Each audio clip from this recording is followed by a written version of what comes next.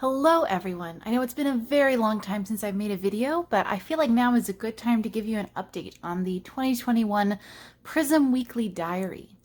This is of course the planner that I bought to use for this year, and in many ways it has served me very well, but in other ways I would not necessarily recommend this brand of planner. And I kind of wanted to talk through some of that. So first, to talk about some of the ways that it served me really well. This planner has a lot of pages. We start with calendars, and then from there, there are all kinds of different trackers. So here, I've been trying to write more, so I was able to have on the yearly plan page, I made this a word count goal. You can see I'm not doing great. But I liked that I was able to use lots of the pages that are not specifically designated for weeks for my own kinds of like habit tracking or what have you. There are 4 at the beginning, and so I was able to, I made this one, it's like a daily check is what it's called. This one is, did I read it all that day? This one is writing and editing. This one is exercise and what kind of exercise did I do? And this one is what days did I journal on and which days was I not actually journaling on the day of and had to catch up later. So one thing that you might notice right away on these 2 pages is once I had this tracker here and this tracker here and this tracker here, if I filled in on one page, the ink, which I had to scribble kind of lightly, would start to transfer from this page back onto here, and there's just a lot of like weird, I don't know if it's shadowing so much as it's ink transfer, but like that was a strange thing I kept noticing and something that's kind of been frustrating in these trackers to me, just especially for this one, which it would not be as frustrating if I was more active in doing what I was supposed to do, but I don't know. This has been a crazy year. I've had way more life changes this year than I ever wanted to do at once. One of them has been good.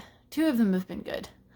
I guess technically 3 of them have been good, but the 3rd one was really hard to get to the good part. Anyway, so you know, mixed feelings there. And then of course you go into the months, and I didn't start this until like January. So you can see I did kind of a pen test early on to see what it was going to look like.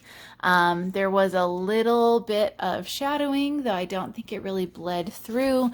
But later on I did learn that my Crayola super tips do kind of bleed through to the other page if you just use them too heavily. I picked some lighter colors here and you can see that.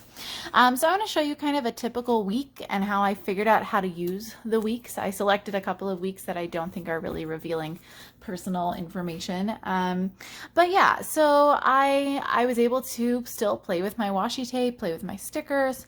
In many ways, this was like a very useful planner to me. It turns out there is plenty of space on a day, even if I have to make 2 columns, because I've also got this place up here that I can use. This is like general to-dos for the week, and then I could still go through. And I did get used to the fact that Monday, Tuesday, Wednesday are here, the rest of the week's there, instead of before it would be across. I really liked the other planner, and I was like, oh no, this is okay. I'll show you another week just to show the double columns. Sometimes I did have to write a little smaller, but honestly, I think this was working okay. Though again, like I said, I can't really show you either sides, but some of the super tip stuff did kind of show through onto the other side of the page. And then I'll talk some about how the back has been functional for me too. So without actually flipping to and showing you pages, because again, personal information, you can see on the spine right here that's starting at this washi tape and continuing on to this washi tape. I actually have been planning my wedding, and I'm gonna see if I can do a quick flip of that and blur it out. Let me test that. If there's no video here, it's because the blur didn't work.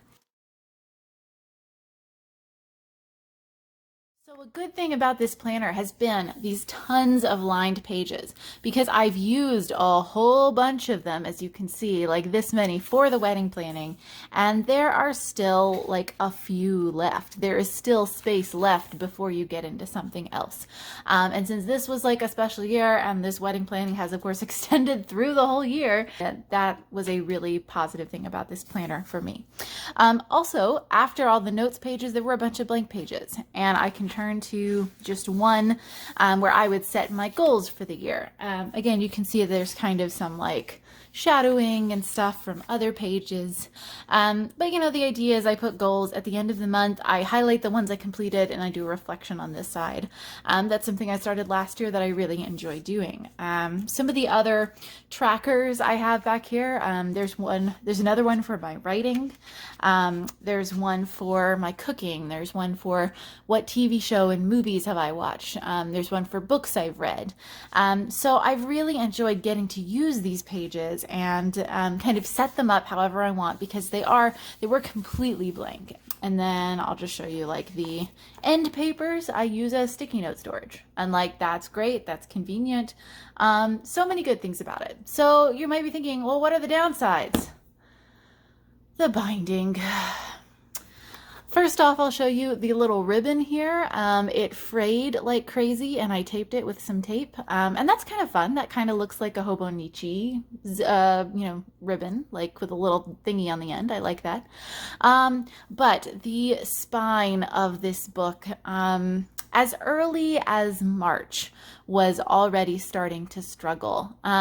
This hard plastic that really, makes that sound, it started cracking along the edge here. And of course I can't peel it up and show you because this is now duct tape. It started cracking along the edge, and then I tried repairing it with some washi tape. This washi tape has valiantly been holding on for about a week, but the fact is washi tape does not stick to the cover. See, here's a piece that's coming up. So not a permanent solution.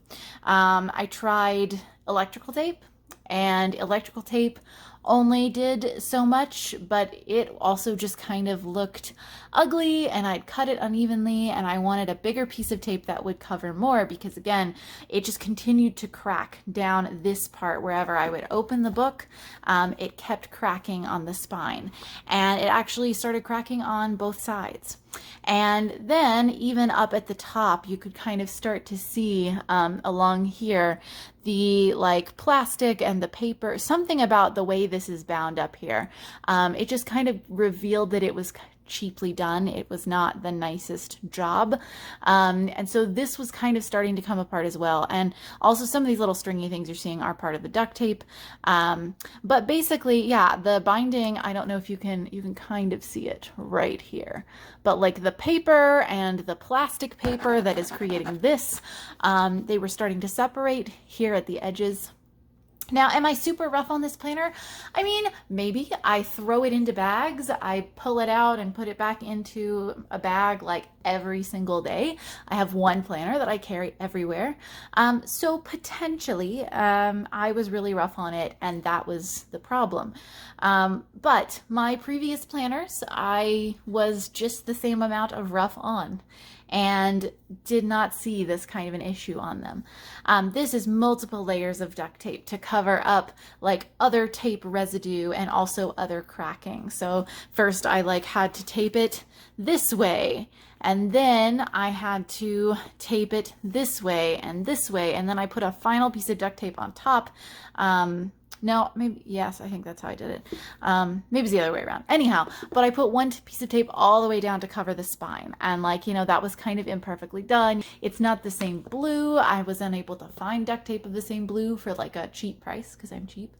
I don't know if there is duct tape that's exactly this color, but again, the color matching that I'm just so sad at how much this planner has fallen apart for how important it is and how much stuff is in it that I'm going to want to keep and be able to look back on, especially just all this wedding planning stuff. And I bought it and I'm like, it's going to look nice and mature when I pull it out at appointments, and now I pull it out in front of people and this is what it looks like. And that's kind of sad. The elastic is still fine. The elastic is still functioning, and that's good because this planner has become a chunky boy.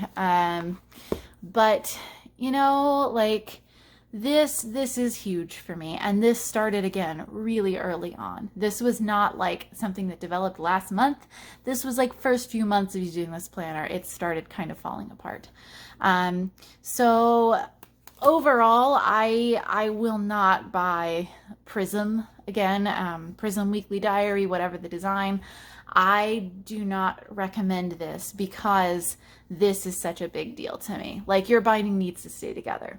My previous planners, previous Korean planners, you can watch the videos from them. They're here on the channel, that were a different brand. They did not see any cover problems. There was never any cracking, never any of this stuff happening. The one thing that would happen with them is that the ribbon would detach. And I don't remember if this ribbon detached. It very well also may have happened. That may have been a problem I had with this one as well, but I've gotten used to reattaching them.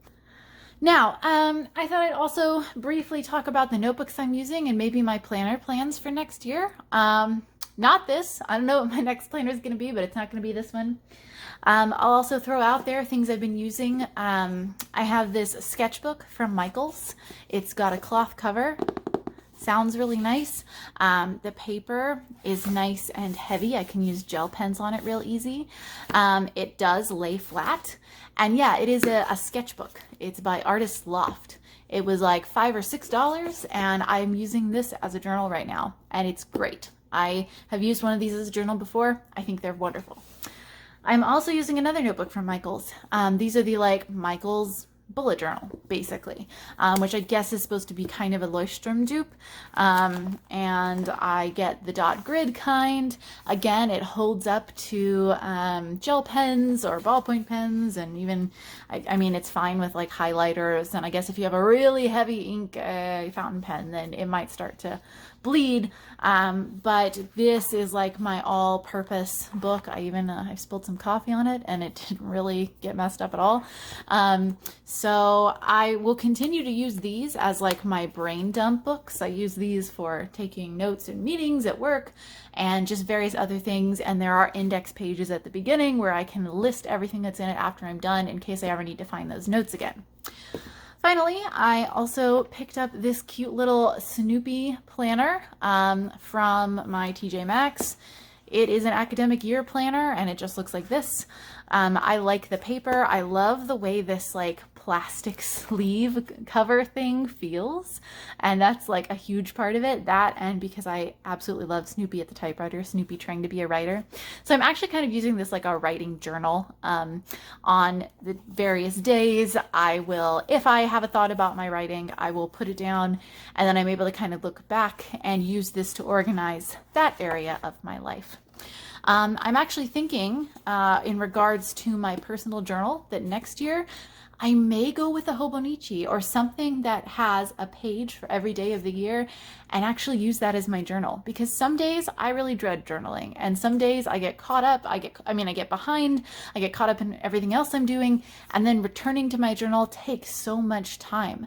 And I feel like maybe if I get a different type of journal, I will take some of the pressure off of myself. I'll be able to enjoy journaling, and whenever I really need to do the kind of brain dumpy stuff, I can put it in a different book, but still have my journal be the kind of record I want. This is really big to me, redefining the way I journal, because I've been journaling every day since 2003. So I'm thinking, I'm really contemplating Hobonichi and maybe Stalogy and some of these other brands that have daily notebooks.